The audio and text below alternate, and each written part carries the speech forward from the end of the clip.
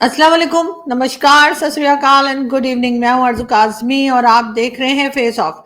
Face of में जी हमारे साथ आज हिंदुस्तान से दो लोग हैं और दोनों को ही आप बहुत अच्छी तरह से जानते हैं। हमारे साथ जी हरिमोहन जी हैं जो कि एक टीचर भी हैं, यूट्यूब चैनल भी चलाते हैं, हम उनको डिफरेंट चैनल पे देखा करते हैं। बहुत शुक्रिया सर, क्या जा पाए। और हमारे साथ मौलाना साजिद रशीदी साहब भी हैं और मौलाना साहब को भी हम ना सिर्फ ये के टीवी चैनल्स पर भी देखा करते हैं, सुना करते हैं, बल्कि मौलाना साहब का एक अब यूट्यूब चैनल भी है। तो आप लोगों से मैं रिक्वेस्ट करूंगी, लिंक भी इस वीडियो के साथ होगा कि सब्सक्राइब कीजिए और शेयर कीजिए। बहुत शुक्रिया मौलाना साहब, यहाँ पाए। Thank you. Thank you thank you thank you जी। सबसे पहले मैं हरिमोहन जी आपकी तरफ चलूंगी। ये यहाँ पर पाकिस्तान में भी बहुत बात की जाती है वक्फ बोर्ड की, कंट्रोवर्सी जो आपके यहाँ चल रही है, वो असल में है क्या और उसमें इतना इशू क्यों बना हुआ है? मैडम, अगर कॉन्स्टिट्यूशन के अकॉर्डिंग हो, as per the rule of law हो, कानून के अनुसार हो तो कोई दिक्कत ही नहीं है। प्रॉब्लम ये है कि स्पेशल राइट्स के नाम पर अगर साउथ के कोलकाता, पूरे के पूरे साउथ कोलकाता, उसका राजभवन और जो उसका अगर पॉसिबली मुझे याद है तो पार्लियामेंट जो कोलकाता पश्चिम बंगाल विधानसभा है, असेंबली, उसको क्लेम कर लेना।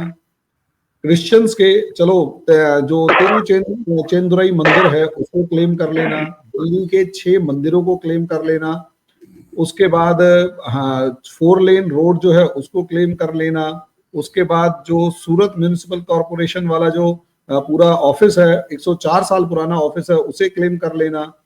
उसके बाद अगर हम देखते हैं तो पूरे के पूरा जो विलेज है एर्नाकुलम मुनाम्बम विलेज जो केरला के अंदर है, उसमें क्रिश्चियन प्रॉपर्टीज को क्लेम कर लेना। उसके बाद अगर हम देखते हैं तो हर उस चीज पर जहां पर भी ये कहा जाए कि कोई लीगल है या नहीं है, तो वो सब चीजों को क्लेम कर लेना। अच्छा, मजे की बात, हमें क्लेम करने से भी प्रॉब्लम नहीं है, आप क्लेम कीजिए, लेकिन बस भाई आरजू पाकिस्तान की सिटीजन है तो आरजू के पास कुछ पेपर्स होंगे, आपके पास, आपके पिताजी के पास, आपके दादाजी के पास कुछ तो पेपर होंगे। उसके बाद प्रॉब्लम यह है कि मैं अगर इंडिया का सिटीजन हूं तो मेरे बाप दादाओं की जो पुश्तैनी जो खाते हैं, मतलब पुश्तैनी जो जमीनें हैं, उनके लगभग लगभग 20 पुश्तों पुराने खाते हमारे पास पड़े हुए हैं, कागजों के ढेर लगे हुए हैं। यहां तक कि अगर हम देखते हैं तो 1857 के अंदर जो अंग्रेजों ने हमारे पुरखों को मारा, उसके बाद जो हमें जमीन ऑफर करने वाला लेटर था कि आपको ये जमीन दी जा सकती है, दी जा रही है, बस आप थोड़ा सा अपना गुस्सा शांत कर लें, जिसे नहीं ली थी, तो वो लेटर भी आज तक पड़ा हुआ है हमारे गांव के अंदर। अगर आप ये देखते हैं तो कागज का सारा खेल है। हमारी गवर्नमेंट कह रही है या हमारा क्लेम है कि ठीक है, मेरी हरिमोहन की जो प्रॉपर्टी है उस पर वक्फ बोर्ड का दावा है, वो हम मानने को तैयार हैं, बस आप ये कागज दिखा दो कि कहां लिखा हुआ है और किस कानून के अकॉर्डिंग है कि ये वक्फ प्रॉपर्टी है। प्रॉब्लम ये आ रही है कि जिस जमीन पर वक्फ बोर्ड ने दावा कर दिया, उस जमीन पर मुकदमा भी वक्फ बोर्ड की ही ट्रिब्यूनल के सामने चलेगा। और उसके बाद जो है सवाल ये है कि अगर वो ट्रिब्यूनल का जो, अच्छा, उसमें वक्फ बोर्ड को ये बताने की जरूरत नहीं है कि हमने ये दावा कर दिया, बस वो अपने रजिस्टर में चढ़ा लेगा। कोई ऑफिशियल वेबसाइट भी नहीं है जहां पर ये दावा चढ़ जाए, बस वो एक लेटर लिखकर डीएम कोर्ट वगैरह को, डीएम वगैरह को भेज देगा, कहेगा ये प्रॉपर्टी मेरी है और इसको ना तो खरीद सकते ना बेच सकते। अब प्रॉब्लम ये है, मेरी प्रॉपर्टी पर अगर वक्फ बोर्ड ने दावा कर दिया तो मुझे पता भी नहीं चलेगा, ना मेरे पास कोई लेटर आएगा, ना इंफॉर्मेशन आएगी। अब प्रॉब्लम ये है कि ये वाला स्पेशल राइट सिर्फ और सिर्फ इंडिया में मुस्लिम्स के पास है, ये वाला राइट हिंदूज के पास दूर दूर तक नहीं है। राइट को छोड़ो, इस चीज के बारे में तो हमारे मंदिरों की प्रॉपर्टी छीन और ली जाती है, बल्कि पूरे पूरे मंदिरों के ऊपर वक्फ बोर्ड ने दावा कर दिया। वहीं जो है अगर आप देखेंगे तो क्रिश्चियंस के चर्चेस के ऊपर या क्रिश्चियन प्रॉपर्टीज के ऊपर वक्फ बोर्ड दावा कर चुका है। दिल्ली की 123 प्राइम प्रॉपर्टीज, यहां तक कि न्यू दिल्ली के अंदर जहां पर वो हमारी पार्लियामेंट हाउस वगैरह हैं, वहां की आसपास की, जहां तक मुझे पता है 123 के करीब प्रॉपर्टीज है, वो वक्फ बोर्ड ने अपने नाम चढ़वा रखी है, अपना दावा कर रखा है। हमें प्रॉब्लम नहीं है, हम कह रहे हैं सिर्फ कागज दिखा, प्रूफ दे दो कि ये तुम्हारी है।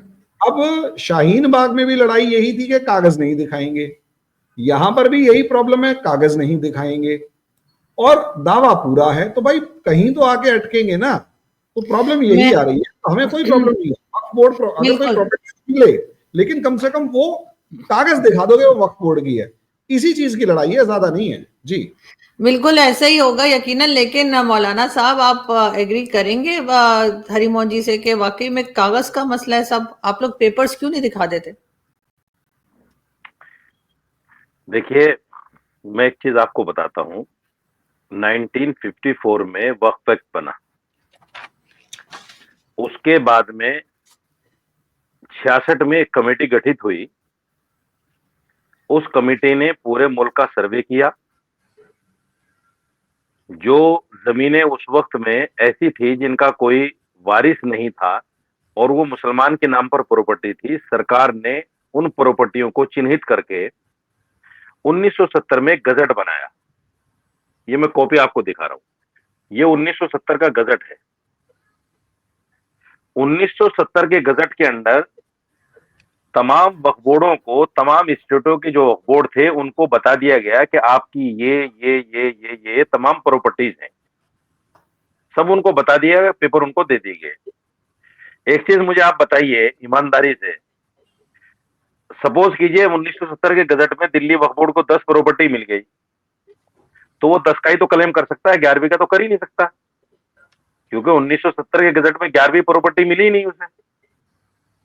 एक तो ये चीज समझ में आने वाली है। ये जो भ्रम फैलाया जाता है कि वक्फ बोर्ड कहीं भी क्लेम कर देता है, ये भ्रम गलत है और मुसलमानों के खिलाफ नफरत फैलाने वाला है। मैं ये कहता हूं कि 1970 के गजट के अलावा वक्फ बोर्ड दावा कर ही नहीं सकता, नंबर एक। दूसरी बात समझिए, इसको अच्छी तरीके से समझिएगा, जो मेरे दोस्त बैठे हुए वो भी समझे, हो सकता है कुछ बातें गलत इनके पास हो। उसके बाद में 1995 में वक्फ के अंदर एक अमेंडमेंट आया।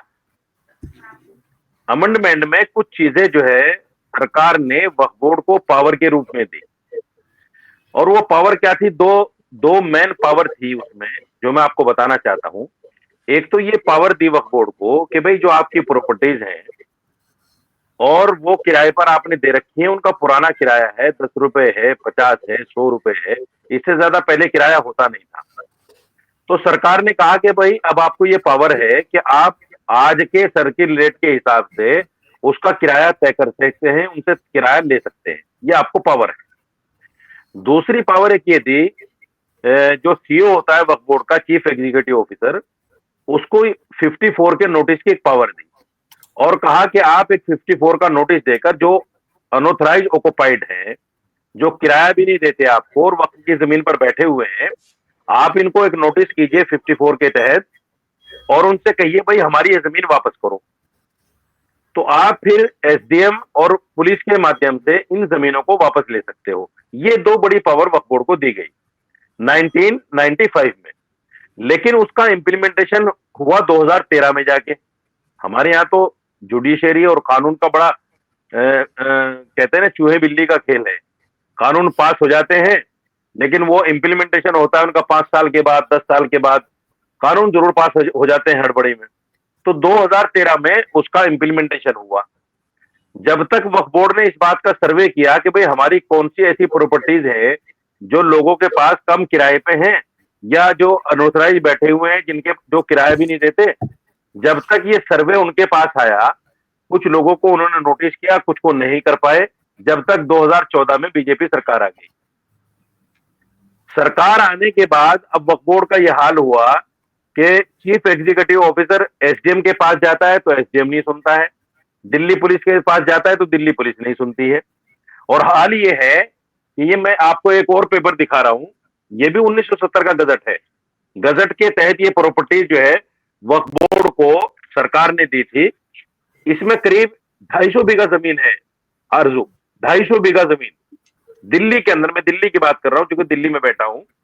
तो ये 250 बीघा जमीन, ये केंद्र सरकार, उसकी एजेंसी, दिल्ली सरकार और उसकी एजेंसी, इनके पास है हमारी। ना तो इसका किराया हमें मिलता है, ना सरकार इसको छोड़ती है। और वक्फ बोर्ड के पास ऐसी कोई पावर और शक्ति नहीं है कि सरकार से इन प्रॉपर्टियों को या तो किराया ले ले या इनको छुड़ा ले। एक बात ये समझ लीजिए आप, अभी तक ये प्रॉपर्टी नहीं छूटी। अगर इनका किराया भी सरकार की तरफ से हमें मिल जाए तो कई सौ करोड़ में होता है। 250 बीघा जमीन दिल्ली में, आप समझती हैं उसकी वैल्यू क्या होगी। तीसरी बात एक और मैं समझा देता हूं आपको। एक और नैरेटिव जो है वक्फ बोर्ड की तरफ से गढ़ा जाता है कि साहब रेलवे और आर्मी के बाद में सबसे ज्यादा प्रॉपर्टी वक्फ बोर्ड के पास है, और ये कहा जाता है कि ये प्रॉपर्टी 4 गुना ज्यादा हो गई। ये कैसे हो गई भाई 4 गुना ज्यादा? मैं उदाहरण देकर, मिसाल देकर समझाता हूं कि जब ये 250 बीघा जमीन हम अपनी नहीं छुड़ा पाए तो ये बढ़ेगी कैसे? बढ़ने का तो कोई मतलब ही नहीं बनता। अब वो हुआ क्या? हुआ ये कि जैसे मैं मिसाल देता हूं, फतेहपुरी मस्जिद है दिल्ली में, बड़ी मशहूर मस्जिद है, आपने भी सुना होगा। जब जी जी। फतेहपुरी मस्जिद को वक्फ बोर्ड ने देखा तो देखा कि उसके बराबर में करीब 50-60 दुकानें भी हैं जो पहले वक्त में 2 रुपए, 3 रुपए, 5 रुपए, 10 रुपए किराए पर हैं। तो वक्फ ने उनका बाकायदा उनसे कहा कि भाई रसीद बनवाओ और अपने अपनी किराएदारी नहीं कराओ। तो वो वक्त की एक प्रॉपर्टी फतेहपुरी थी पहले, अब वो 60 प्रॉपर्टी हो गई। 60 दुकानें भी हैं तो वो 60 हो गई, और 61वीं प्रॉपर्टी फतेहपुरी है, 60 ये दुकानें हो गई। अब जब एक प्रॉपर्टी की दुकानों को लगाकर 60 हो गई तो इन्होंने कहा जी ये तो प्रॉपर्टी बढ़ा ली इन्होंने, इतना कैसे बढ़ गया? ये तो प्रॉपर्टी जो है 9 लाख एकड़ जमीन पे पहुंच गई। दूसरी बात यह है कि अगर ये 9 लाख एकड़ भी है या 3 लाख एकड़ है, 4 लाख एकड़ है, ये सारी की सारी प्रॉपर्टीज का जो हकदार है और जिसका कब्जा है इस पर सरकार का है, दिल्ली सरकार का है। अगर दिल्ली वक्फ बोर्ड है तो दिल्ली सरकार का है, यूपी वक्फ बोर्ड है तो यूपी वक्फ बोर्ड का है, क्योंकि चेयरमैन भी सरकार का बनता है, मेंबर भी सरकार के बनते हैं, सब कुछ सरकार के हाथ में है। मुसलमान के हाथ में तो कुछ भी नहीं है। तो सरकार क्या करती है, जिसको चेयरमैन बनाती है वो पार्टी का वो आदमी होता है जो 20 साल 30 साल पार्टी में लगा रहता है और उसको कुछ नहीं मिलता, उससे कहते हैं जा तुझे हमने चेयरमैन बना दिया वक्फ बोर्ड का। लेकिन एक बात सुन ले, जो प्रॉपर्टी हमें चाहिएगी उसका आराम से रेजोल्यूशन पास करके हमें दे देना। जितने भी चेयरमैन बैठे उन तमाम ने सरकार के अधीन बहुत सारी प्रॉपर्टियां रेजोल्यूशन पास करके उनको दे दी। मुसलमान के हाथ में तो कुछ भी नहीं है। ये कहते हैं कि इतनी प्रॉपर्टी और मुसलमान गरीब। अरे भाई जब मुसलमान के हाथ में ये प्रॉपर्टी है ही नहीं तो मुसलमान तो गरीब ही रहेगा ना। प्रॉपर्टी तो सरकार के हाथ में है। मैं इस बात का जवाब हरिमोहन जी से लेती हूँ। हरिमोहन जी, कहाँ तक आप एग्री करेंगे वाकई में मुसलमान के हाथ में कुछ नहीं है इसलिए वो गरीब है? मौलाना साहब, सिर्फ एक छोटी सी बात आपसे पूछ रहा था। जी बताइए। 1947 में इंडिया आजाद हुआ, 1954 में वक्फ बिल बना, वक्फ एक्ट बना। मेरा सिंपल क्वेश्चन ये है, 47 में जो मुस्लिम्स या जो भी प्रॉपर्टीज खाली करके चले गए, जो मुस्लिम्स खाली प्रॉपर्टी को खाली करके चले गए, उस पर भारत का अधिकार होना चाहिए या मुसलमान की प्रॉपर्टी मुसलमान को ही मिले, इस प्रिंसिपल को लागू होना चाहिए? मैं जवाब दे देता हूं। इसको बड़ी संजीदगी के साथ सुनिए। देखिए, मुसलमान का इसमें कोई भी किरदार नहीं है, ना वक्फ एक्ट बनने में, ना कमेटी बनने में, ना 1970 का गजट बनने में। ये तमाम चीजों ने उस वक्त की सरकारों ने की, तमाम चीजें। नंबर 1। दूसरी बात ये कि देखिए, जब सर्वे कमेटी ने तमाम जायदादों का सर्वे किया तो उस वक्त में जिन जायदादों पर, मुसलमान की जिन जायदादों पर पाकिस्तान से आए हुए लोग बैठ गए थे, उन्होंने कहा जी हम बैठे हैं, उनको नहीं छेड़ा सरकार ने। जो प्रॉपर्टियां खाली पड़ी थी मुसलमान की, उन प्रॉपर्टियों को चिन्हित किया, उन्हीं प्रॉपर्टियों को वक्फ को दिया, और उसमें कुछ डीड भी थी जो मुसलमानों ने उस वक्त में वक्फ कर दी थी मरते वक्त में, कि भाई जब हम मर जाएंगे हमारी औलाद के नहीं बल्कि ये मुस्लिम वक्फ के काम में आएगा। वो सारी प्रॉपर्टी सरकार ने वक्फ बोर्ड को दी, मुसलमान ने खुद से नहीं ली। तो अगर ये, मैं मानता हूं, चलिए आपकी बात मान लेता हूं एक मिनट के लिए, कि ये गलती है, तो ये गलती मुसलमान ने तो नहीं की, ये तो गलती सरकार ने की। मुसलमान के सर इसका ठीकरा क्यों फोड़ा जाता है कि साहब मुसलमान ने इतनी प्रॉपर्टियां कब्जा कर ली? मुसलमान का तो इसमें कोई दोष ही नहीं है, ये तो सरकार की बात है। मौलाना साहब, मेरा सिंपल क्वेश्चन यही तो है कि जो गलत है उसे आप मान ही क्यों रहे हैं, और जो गलती हो गई उसे सुधार लेने दीजिए। आपने अभी अच्छा, आप माना, एक बात बताइए। नहीं मैं आपसे चलिए वही चीज ठीक है, पूछ रहा हूँ मौलाना साहब, एक सुनिए सेकंड मेरी रिक्वेस्ट है कि अगर बताइए। सरकार ने 1954 में गलती करी, आप ये कह रहे हैं नेहरू जी ने गलती करी, उस हाँ, प्रॉपर्टी पे मतलब जो भी प्रॉपर्टी मुस्लिम छोड़ के गए उस प्रॉपर्टी पे इन हिंदू मतलब गवर्नमेंट का अधिकार होना चाहिए था। सरकार ने उसको खाली, जो नॉर्मल दुनिया का किसी भी देश में उसूल है वो यही कहता है कि जो भी प्रॉपर्टी है उसके ऊपर सरकार का अधिकार होता है, जो अनक्लेम्ड है, जिसे हम नजूल जमीन कहते हैं। यूपी के अंदर भी ये इशू क्रिएट हुआ, अब उसे उठाकर दे दिया गया वक्फ बोर्ड पर।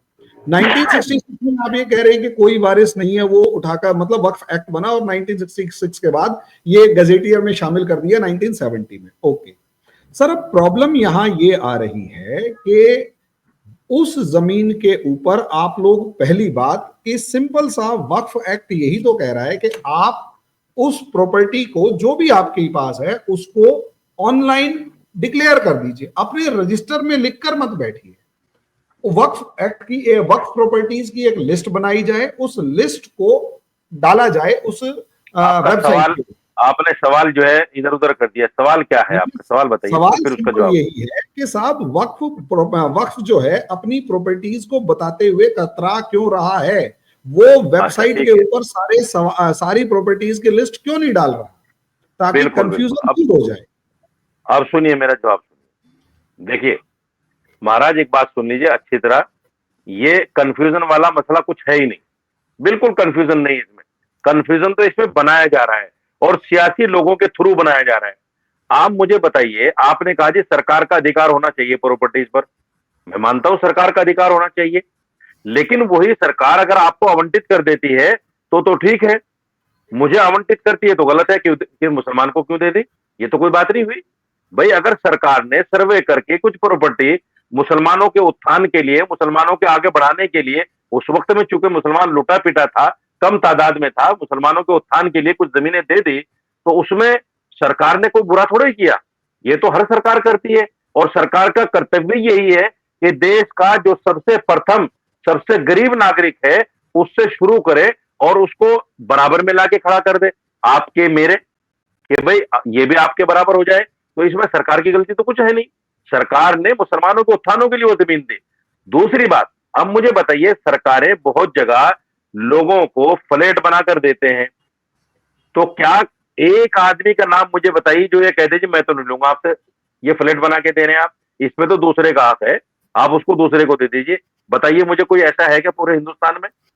अरे सरकार ने हमें जमीन दे दी, हमने उसको एक्सेप्ट कर लिया, हम उसका देख रेख फिर भी हम नहीं कर रहे हैं, फिर भी देख रेख उसका सरकारी कर रही है, सरकारी चेयरमैन बना रही है, सरकारी मेंबर बना रही है, सरकारी उस प्रॉपर्टी को खुर्द बुर्द कर रही है। मुसलमान के हाथ में तो मेरे भाई ठेंगा भी नहीं है, कुछ भी नहीं मुसलमान के हाथ में, आप मौलाना ब्लेम मुझे कर रहे हैं। मौलाना साहब तो ब्लेम अगर कर रहे हैं तो आप ये कह दो ना कि वक्फ बोर्ड एक्ट से या वक्फ बिल से हमारा कोई लेना देना नहीं है, सरकार जाने उसका काम जाने, तो सरकार से कमाल लड़ की क्यों बात रहे है। हैं? अच्छा तो ये कौन सा आप सवाल हो ये गया कह रहे हैं, आपका? लेना देना नहीं तो सरकार कर लेगी, नहीं नहीं, लड़ क्यों रहे हैं? सुनो मेरे, फिर अजीब बात कह रहे हैं आप। एक बात बताइए, सरकार ने सरकार ने जब वक्फ बोर्ड को, वक्फ को प्रॉपर्टीज दे दी, हम ये मांग करते आ रहे हैं शुरू से कि भाई ये हमारी जो प्रॉपर्टीज हैं सरकार इसको छोड़े, जैसे गुरुद्वारा प्रबंधक कमेटी है हम तो उस तरह चलाना चाहते हैं इसको, लेकिन सरकार नहीं छोड़ रही है। इसके लिए हमने पीआईएल भी डाली, हम सुप्रीम कोर्ट तक गए, इस पर कोई अभी तक फैसला नहीं हुआ। हमने तमाम जगह इसकी गुहार लगाई, भाई जब हमारी प्रॉपर्टी है, ये मुसलमानों की प्रॉपर्टी है, तो मुसलमानों को क्यों नहीं दी जाती है? मुसलमानों को दे दो, मुसलमान अपने हिसाब से चलाएंगे इसको, मुसलमानों को उत्थान करेंगे अपने हिसाब से। यहां तो क्या हो रहा है मेरे भाई, आप उसको समझिए, इन प्रॉपर्टी से गरीबों का नहीं, अमीरों का भला हो रहा है। अब मैं एक मिसाल देता हूं आपको, और अमीर ये सच्ची मुसलमानों का बात है। भला हो रहा है। सुन, नहीं, अमीर मुसलमानों का नहीं, अमीर मुसलमानों के साथ साथ अमीर हिंदुओं का भी। अब आपको बड़ा अजीब सा लगेगा, ये सुनिए कैसे होगा। देखिए, आप कहेंगे साहब ये तो बड़ी अजीब सी बात कह दी आपने कि अमीर हिंदुओं का इस प्रॉपर्टी से फायदा। हिंदू तो 2002 बेचारा के अंदर, बताता फिर रहा है अभी, हमारे मैं तो बता मंदिरों सर, मैं पर भी क्लेम होने लग गए हैं। अच्छा सर सुन तो लीजिए, सर सुन तो लीजिए। 2002 में एक घटना घटी मुंबई के अंदर। एमए अजीज उस वक्त वक्फ बोर्ड के चेयरमैन थे वहां। अंबानी साहब ने 4,560 वर्ग गज जगह एमए अजीज से 22 करोड़ उसको इनलीगल तरीके से देके वो जगह ले ली और उसने एक रेजोल्यूशन पास करके वो जगह अंबानी साहब को दे दी। ये मैं आपको फैक्ट बता रहा हूं, हवा में बात नहीं कर रहा हूं। आप मुंबई हाई कोर्ट में जाके सारे पेपर निकलवा सकते हैं। वो उस वक्त में तो रेजोल्यूशन पास हो गया, लेकिन ये चर्चा निकल पड़ी, पब्लिक में आई। पब्लिक में आई तो 2-3 अखबारों ने, जो बड़े अखबार है, हिंदुस्तान टाइम्स है, टाइम्स ऑफ इंडिया है, इस तरह के जो अखबार है, उनमें ये खबर छपी कि भाई इस तरीके से एमए अजीज से ये इतनी जगह अंबानी ने ले ली। उस पर चर्चा हुआ। चर्चा होने के बाद कुछ लोग जो है हाईकोर्ट चले गए, मुंबई हाईकोर्ट। मुंबई हाईकोर्ट जब लोग गए तो मुंबई हाईकोर्ट ने एक कमेटी उस पर बनाई, एक सर्वे कमीशन बनाया कि भाई आप सर्वे करके हमें बताओ क्या वाकई ऐसा हुआ है या सिर्फ हवा में बात है। तो सर्वे कमीशन ने एक रिपोर्ट दी कोर्ट को जाके और कहा कि साहब हाँ ये डील हुई है, लेकिन ये डील इल्लीगल है। कोर्ट ने पूछा भाई इल्लीगल कैसे है, तो उन्होंने बताया कि इल्लीगल ऐसे है कि बोर्ड का जो भी रेजोल्यूशन तय होता है वो 1/3 मेजोरिटी से पास होता है। यानी अगर 10 मेंबर हैं बोर्ड में तो कम से कम 6 तो होने चाहिए, यानी आधे से ज्यादा, कम से कम।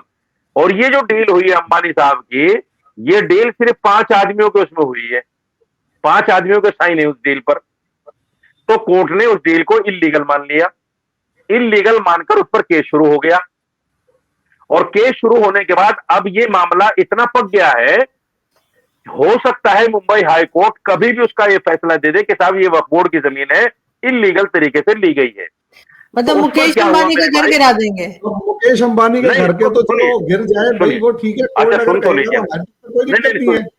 एक मिनट सुन लीजिए, आरजू सुन लीजिए। हाँ, मैं ये नहीं कह रहा हूं कि अंबानी का घर गिराए या ना गिराए, मैं ये कह रहा हूं कि उससे कैसे फायदा लोगों को हो रहा है, मैं उसकी मिसाल दे रहा हूं।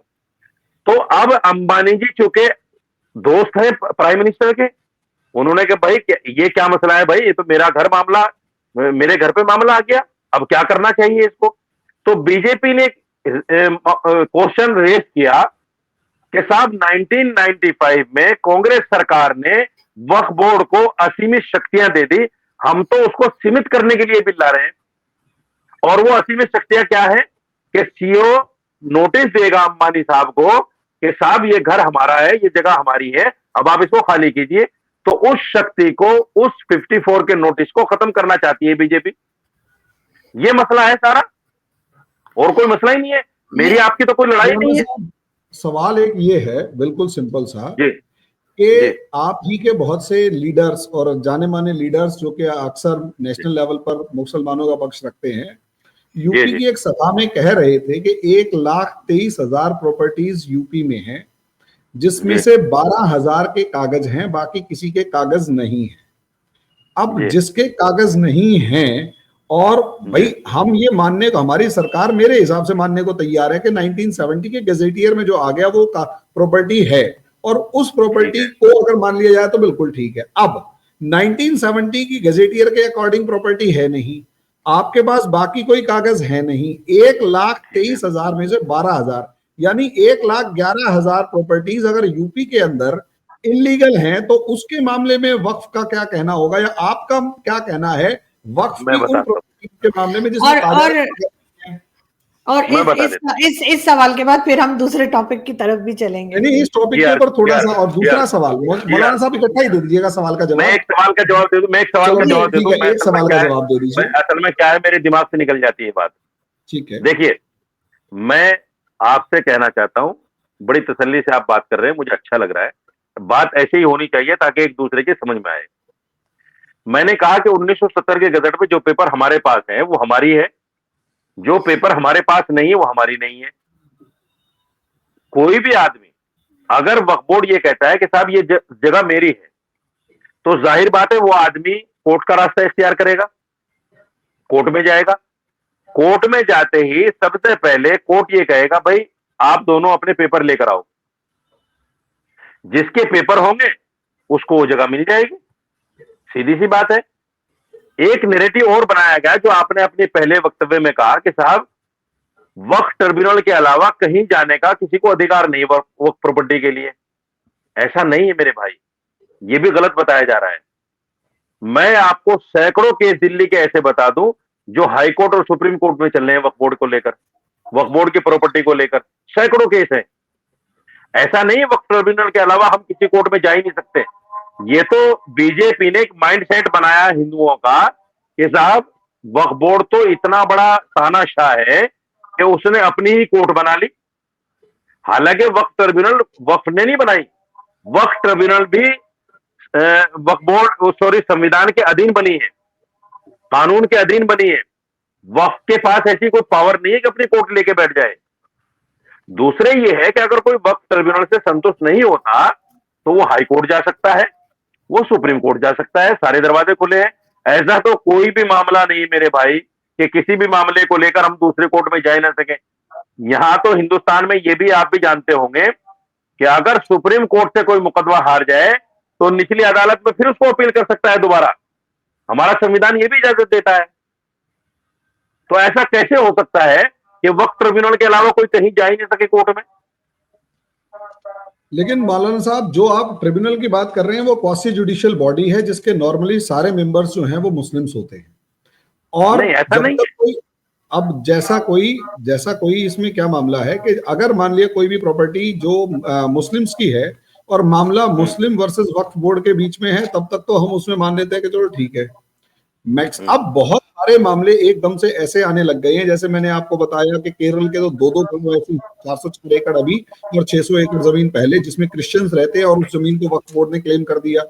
तमिलनाडु के अंदर 15 साल पुराना मंदिर है और 1954 का वक्फ बोर्ड है, तो उसके अंदर आपने मतलब उस मंदिर के ऊपर वक्फ बोर्ड जो है वो पूरी टेंपल पे पूरे गांव पे क्लेम कर चुका है।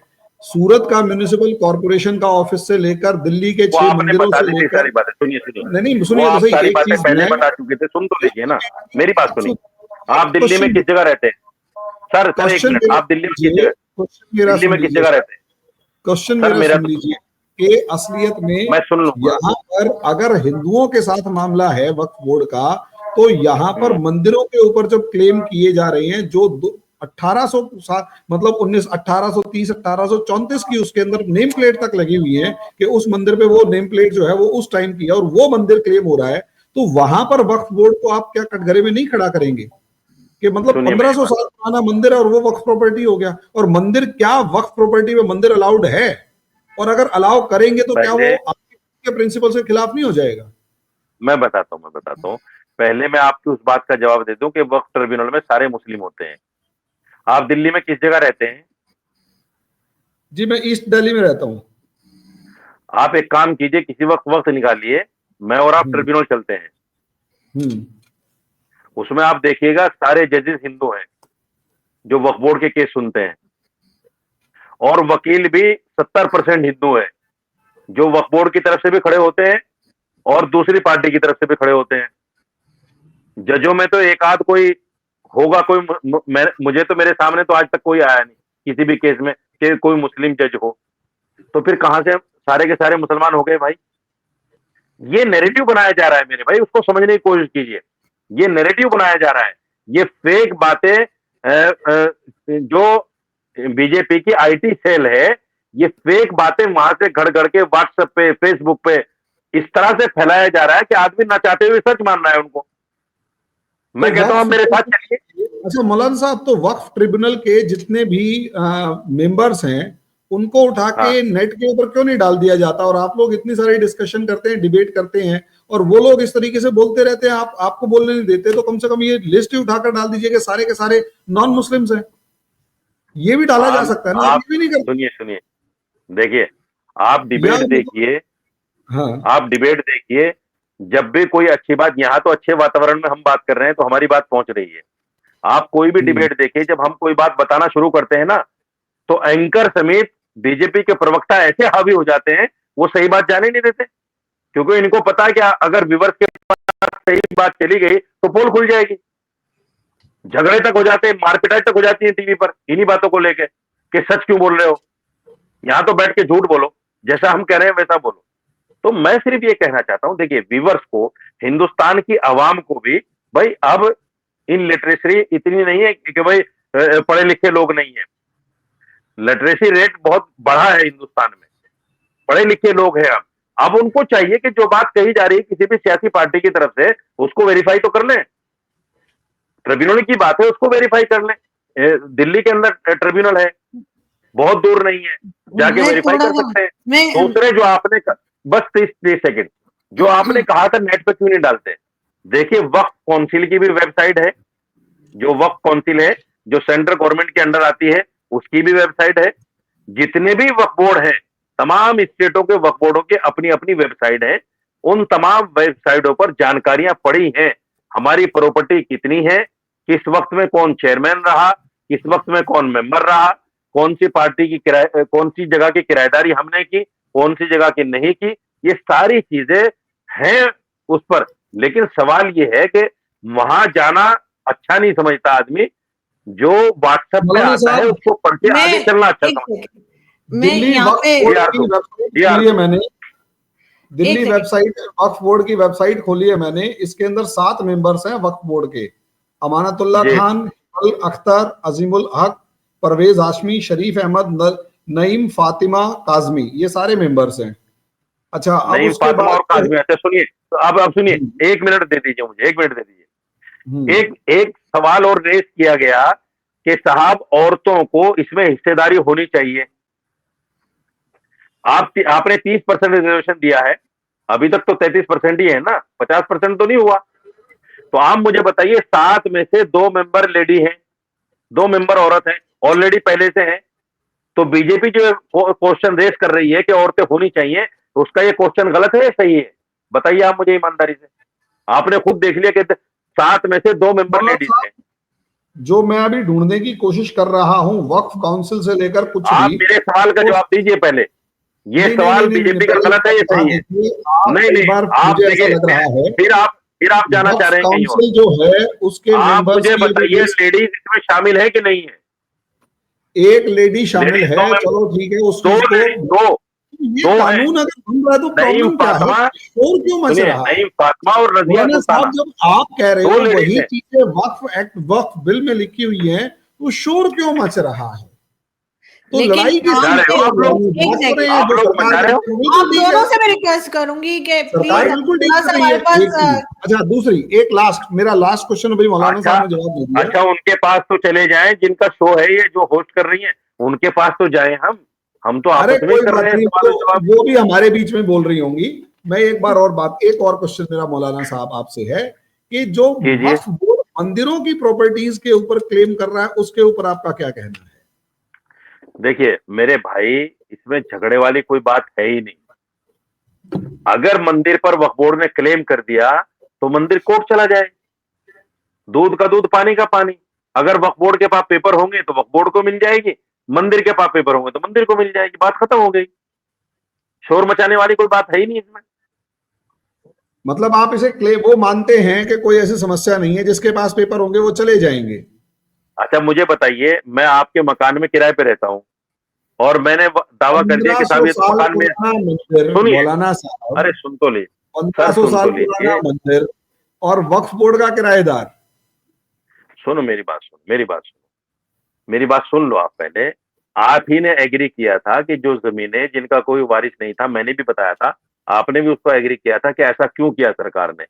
तो जिस जमीन, हो सकता है 1500 साल पहले के बाद में जब सर्वे कमेटी बनी उस मंदिर के पास उसके पेपर ना हो, और मुसलमानों के नाम से कोई पेपर हो उसके पास, सर्वे कमेटी ने देखा हो और वो 1970 के गजट में पास पेश करके दे दिया हो ये गजब किसी बात वक्त है बोर्ड को। मौलाना साहब, ये गजब लेकिन बात नहीं, है, मैं गजब बात है मैं ये ये नहीं कह तो। रहा हूं, मैं ये नहीं कह रहा अब हूं कि एक ये सवाल 100% मेरा है। भी आने दें। वही तो समस्या मुझे है। मुझे मैं ये नहीं कह रहा हूं ये 100% है, मैं ये कह रहा हूं हो सकता है ऐसा भी हो, तो हम क्यों लड़े उस पर? आप कोर्ट कोर्ट के पानी का फैसले पानी दूध मानेंगे को दूध कर ना? देगा। बिल्कुल मानेंगे। आप कोर्ट हमने के तो फैसले बाबरी मस्जिद का मानेंगे फैसला ना? माना। तो अब वक्फ हमने बिल तो में भाई यही तो साहब, कहा जा रहा है, तो शोर किस चीज का है? आरजू जी, आरजू जी आपकी इजाजत से बड़ा अच्छा क्वेश्चन इन्होंने किया, कोर्ट का फैसला। हमने तो मेरे भाई बाबरी मस्जिद का वो फैसला माना जिसमें कोर्ट ने जजमेंट देते हुए कहा कि 1949 में मूर्तियां गलत रखी गई, बाबरी मस्जिद को इलीगल तरीके से तोड़ा गया, जो लोग इस कॉन्स्पिरेसी में शामिल थे उनके खिलाफ कार्रवाई होनी चाहिए। फिर भी कोर्ट ने कहा कि मैं अपने विशेष अधिकार के तहत ये जगह मंदिर को देता हूं। हम तो उसमें भी चुप रहे, मौलाना साहब माफ कीजिएगा, उसे ढांचा कहा हम तो गया था, उसमें भी चुप मस्जिद रहे। नहीं कहा गया। गलत, बिल्कुल। कोर्ट ने सुप्रीम उसे कोर्ट का ढांचा जजमेंट आप कहा, पढ़ लीजिए। आप ध्यान से सुप्रीम समझिए। कोर्ट का वो सुनिए, ढांचा अब एक था और बात जब सुनिए। उसमें ना तो नमाज हो अगर रही थी ना और कुछ, और भाई किसी दिन साहब, ये आप भाई वही साहब, चीज ये बात कर आपकी रहे हैं आस्था की बात ढांचे है, मैं में और ज्यादा बोलना मस्जिद नहीं में। चाहता। सुनिए मैं वही सुनिए, चीज कह रहा हूँ, इस पे ना ही बात सुप्रीम करें, कोर्ट ने लेकिन सीधी सी सुप्रीम बात कोर्ट ये ने है। साफ हाँ तरीके जी, से ये कहा कि मंदिर तोड़कर मस्जिद नहीं बनी। साफ तरीके से जजमेंट में 4 चीजें मौजूद हैं। जो मोहम्मद मंदिर साहब तोड़कर की मस्जिद नहीं रिपोर्ट बनी। है उसमें साफ तौर पर कहा गया है कि नीचे ऐसा कोई ढांचा मिला है जिसमें मंदिर जैसे, ऐसे सबूत मिले हैं कि मंदिर उसको तो जैसा सुप्रीम कोई कोर्ट ने माना ढांचा ही नहीं। है। और मौलाना के साहब अगर मोहम्मद की ये रिपोर्ट को बात तो है, सुप्रीम कोर्ट ने माना ही नहीं। काशी विश्वनाथ मंदिर की दीवार गलत उस गलत गलत बातें ज्ञानवापी मत करो। मस्जिद की दीवारों देखिए, पे अब साफ मैं अनपढ़ तौर पर आदमी नहीं हूं, दिखाई माफ दे कीजिएगा। रहे हैं कि मेरे वहां सामने गलत पर, बातें मत करो। वहां आप गलत बातें कर रहे हैं। के और मोहम्मद की मस्जिद रिपोर्ट को तोड़कर सुप्रीम कोर्ट ने नहीं वहां माना। मंदिर बनाया, अगर तो आप सुप्रीम कोर्ट मोहम्मद उनकी रिपोर्ट को मानता तो कहता कि हाँ, मंदिर तोड़कर मस्जिद बनी है। को सुप्रीम क्या, कोर्ट ने कहा कि हमें चलो ऐसा कोई ठीक सबूत नहीं है, मिला कि मंदिर ऐसा तोड़ के ही मस्जिद बनी हो। फैसला अगर अब के ज्ञानवापी मोहम्मद की रिपोर्ट को खाए आते फिरिए आप। रहा तो क्या आप उसे भाई मानेंगे? साहब, भाई क्या साहब, गलत आप बात है। उसे देखो, गलत मानेंगे बातें रेस मत अगर करो। ये वाला फैसला ज्ञानवापी में आ गया तो? अच्छा, मैं एक सवाल यहाँ पर मैं मुझे कह भी रहा हूँ, देने हमने तो दीजिए। बाबरी अब मैं मस्जिद को माना, पॉपकॉर्न ये लेके भी बैठी मानेंगे। हूँ, आप लोग लगे मुझे बोलने मतलब भी नहीं दे मानेंगे रहे। ना? क्यों नहीं मानेंगे? मैं तो यहाँ बिल्कुल पर एक मानेंगे। सवाल, अब अच्छा, ठीक है अब मौलाना मुझे साहब, बिल्कुल मैं, थैंक मानेंगे, यू, क्यों आपने नहीं मानेंगे? तीन बातें। अच्छा, अब एक सवाल यार अब मुझे रुको आने एक दे। सेकंड, बातचीत बड़ी क्या? अच्छी हो रही है। नहीं मौलाना तो साहब की मैं तीन पॉपकॉर्न बातों लेने से मैं चली बड़ा जाऊँ। मजे, बहुत सुनो सुनो सुनो। मौलाना साहब ने पहला माना कि नेहरू ने एक गलती करी, वो गलती का फायदा मुस्लिम्स को मिल रहा है, यानी नेहरू ने गलती करी, हम मान गलती का गए। फायदा मिल रहा है मुस्लिम हमें। की हमें फायदा प्रॉपर्टी, मिल रहा है। मुस्लिम्स की जो मैंने तो प्रॉपर्टीज कहा हमें फायदा मिल ही नहीं है, रहा है। आपको प्रॉपर्टी, गलत अच्छा वो बातें मिल क्यों नहीं रहा कोड कर रहे लेकिन हो भाई मेरी प्रॉपर्टी तरफ मिली, से? आप उसे ठीक मानते हैं नेहरू ने मेरी गलती करी। तरफ से गलत बातें क्यों कोड कर रहे हो? मौलाना साहब मैंने ने, ये भी नहीं अच्छा कहा कि मौलाना नेहरू साहब ने आपने गलती की ये है। तो कहा ना, अच्छा मौलाना साहब आपने नहीं ये कहा माना मैंने, कि सरकार, बिल्कुल नहीं अच्छा कहा। आपने क्या ये कहा मैंने है, बिल्कुल नहीं माना था कहा। या नहीं माना था कि नहीं, नेहरू ने मैंने जो ये कहा, मैं 1954 देखो में देखो वक्फ मेरी बात एक्ट को बनाया, विस्फोट मत करो। उससे प्रॉपर्टीज मिल गई, वही तो कहा ना आपने?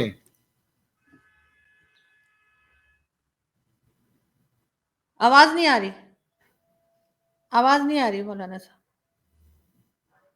आपकी आवाज नहीं आ रही।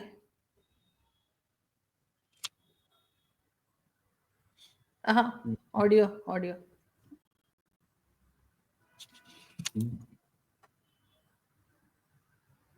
हाँ, आवाज नहीं आ रही, ऑडियो नहीं आ रही आपकी। लॉग आउट होके लॉग इन हो जाइए।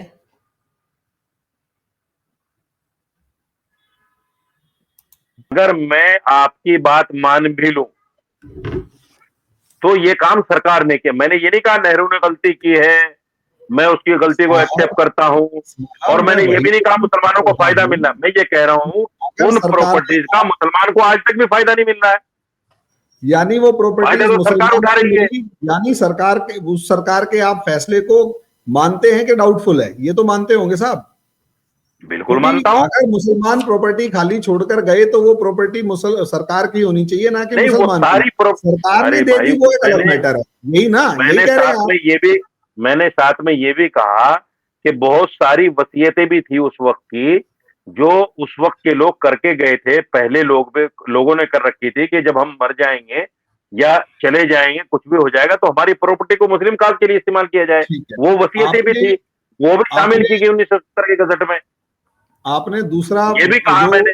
आप दूसरी एक चीज, पॉइंट नहीं, यहाँ पकड़ते पे हैं। दूसरी चीज जो आपने चलिए बहुत आरजू जी अच्छी को बोलने, की, वो अब ये आरजू जी को मुझे बोलने दीजिए। मुझे मुझे अगर वो मुझे शर्म को एक तो बोलने सेकंड, एक दीजिए। सेकंड, हरी मोहन जी, हरी दूसरी मोहन। चीज मौलाना साहब ने बहुत अच्छी ये करी कि अगर कागज हैं तो वक्फ बोर्ड की प्रॉपर्टी मानी जाए, नहीं है तो नहीं मानी जाए, ये बिल्कुल, वक्फ बिल्कुल नहीं माने। मौलाना साहब।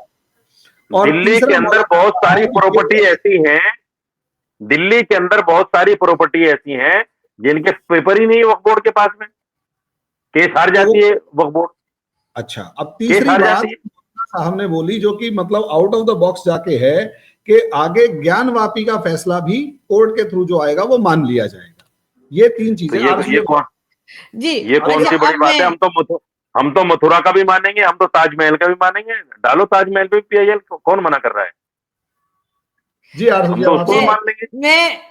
नहीं, मुझे पहले मौलाना साहब जी आपकी तरफ ही आती हूँ। मुझे ये बताइए कि जी जी। आखिर हिंदुस्तान के मुसलमान जो हैं वो बीजेपी से इतने नाराज और कांग्रेस से इतने खुश क्यों रहते हैं? इसलिए कि राहुल गांधी तो बहुत फेवरेट है आप लोगों के।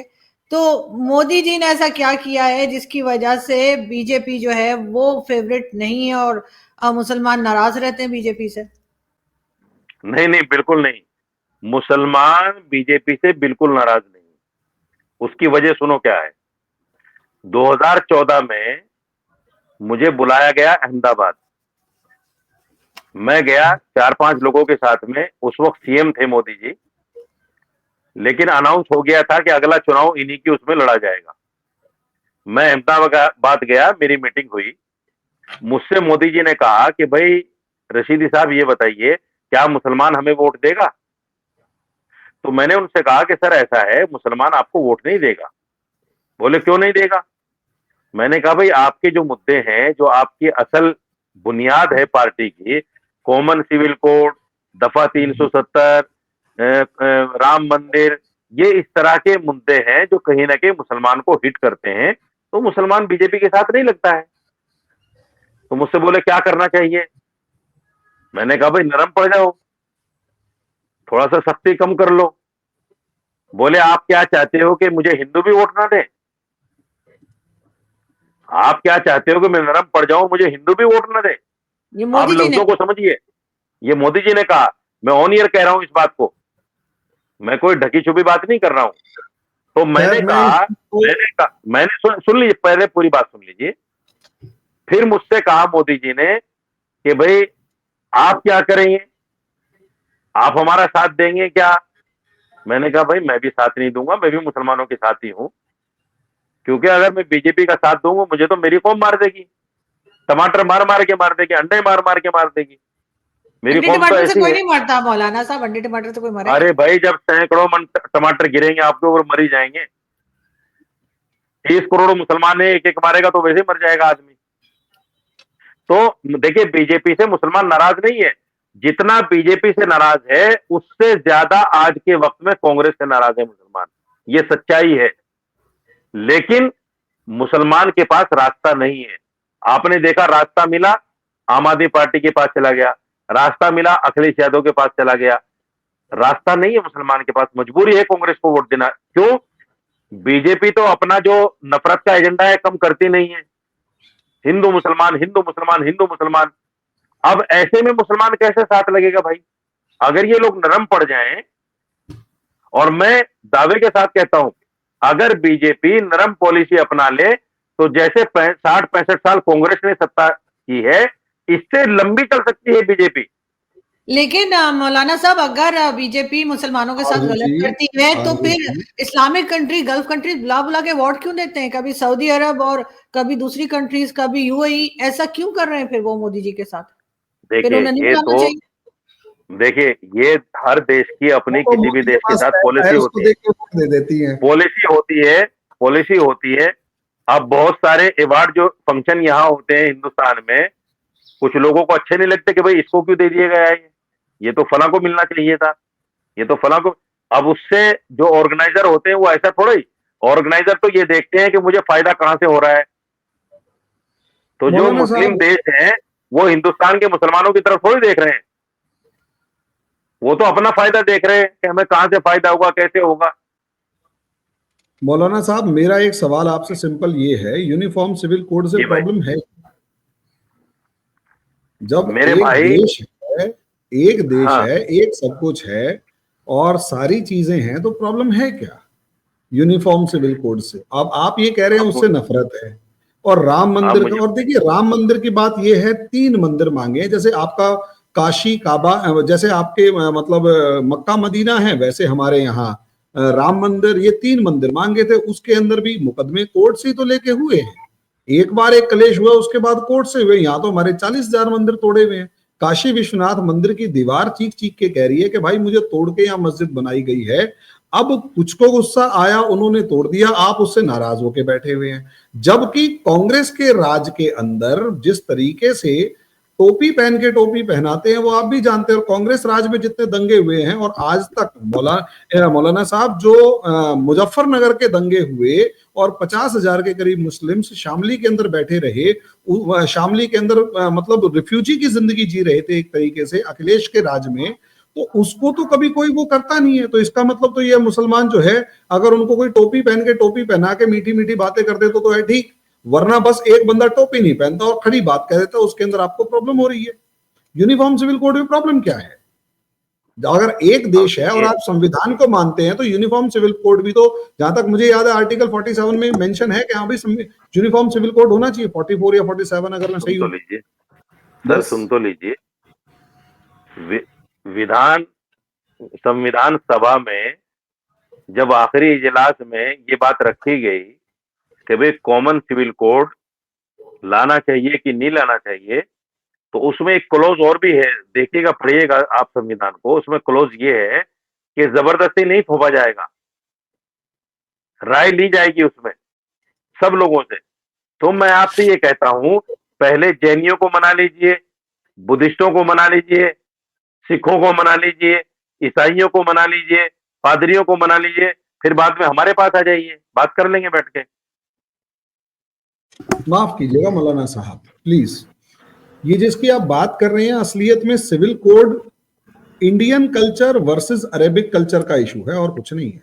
अरे भाई छोड़ दो मेरे भाई, उस बात पे नहीं, गलत, आप गलत जा रहे हैं, फिर गलत ट्रैक पे जा रहे हैं। ये बताइए, कल नहीं, मैं गलत ट्रैक पे नहीं जा रहा, गलत ट्रैक पे जा रहे हैं। हमें क्लोजिंग की तरफ भी जाने तो थोड़ा सा कॉम्पैक्ट करके बात कीजिए। यूनिफॉर्म कौन कह रहा है, कौन कह रहा है जो मुसलमान, नहीं जो मुसलमान हिंदुस्तान में रह रहा है अरेबिक कल्चर को मानेंगे, और भारत यूनिफॉर्म सिविल कोड का मतलब ये है जो भारतीय संस्कृति है उसके अकॉर्डिंग। सुनिए आरजू जी, आप भी अच्छी तरह जानती हैं, पाकिस्तान में जितने लोग हैं सारे हिंदुस्तानी तो था पहले ही जी। मुझे बताइए, पाकिस्तान में या हिंदुस्तान में जो मुसलमान है वो अरबिक कल्चर इस्तेमाल करते हैं, या वो जो मिला जुला कल्चर है सबका उसी के साथ जीते हैं? आप ही फैसला कर लीजिए। पाकिस्तान में तो खैर बहुत से लोग जो है वो अपने आप को टर्किश और कोई अरब और कोई कुछ समझता है। बहुतों को छोड़ दीजिए मौलाना साहब, इंडियन सब आमतौर से जो हमारा कल्चर है वही कल्चर है मिला जुला। एक लाइन असलियत मेरी दादी, एक मिनट सुनो भाई आप ही मत बोलो, सारा हमें बोलने दो। मैंने जब होश संभाला, मेरी दादी जिंदा थी। मेरी दादी जब हमारे यहाँ कोई भैंस पहला बच्चा देती थी ना, उसका जो पहला दूध निकलता था, उसकी जब छाछ बनती थी उसमें से घी निकलता था, तो वो घी लेकर सबसे पहले पता कहाँ जाती थी? हमें नहीं खाने देती थी, वो जो छोटे छोटे मज़ारात से बने रहते हैं ना, कहीं भी गांव देहात में पहले बने रहते थे, अब तो नहीं पाए जाते, वो मडे उसके ऊपर जाके रखती थी। ये हिंदू कल्चर ही तो है, अरबी कल्चर कहाँ से है? हम तो कन्वर्टेड मुसलमान हैं, हम अरबी मुसलमान थोड़े ही जो अरब के कल्चर को मानेंगे। कैसी बातें आप कर रहे हो भाई? हिंदुस्तान में बैठ के यही तो ये नफरत की बातें मत करो, ये नफरत की बातें मत करो। मौलाना साहब, ये नफरत की बात नहीं तो फिर एक चीज प्रमोट कर रहा है, मेरे ऊपर अरबी कल्चर मत थोपो। अभी रिसेंटली हरिमोहन जी आपके यहाँ वो फिल्म एक्टर है मिथुन चक्रवर्ती, वो किसी जगह खड़े होकर कह रहे थे कि बंगाल में किसी मुस्लिम लीडर ने कहा कि हम 70% है, हम 30% हिंदुओं को काट के दरिया में फेंक देंगे। उसके बाद उन्होंने कहा हम भी काट के फेंक देंगे। मतलब ये क्या झगड़ा चल रहा होता है कि 70% मुस्लिम है, अगर बंगाल में तो ऐसा होगा। तो इस किस्म की बातें क्यों हो रही है आपके ख्याल से? क्या कोई खास रीजन है?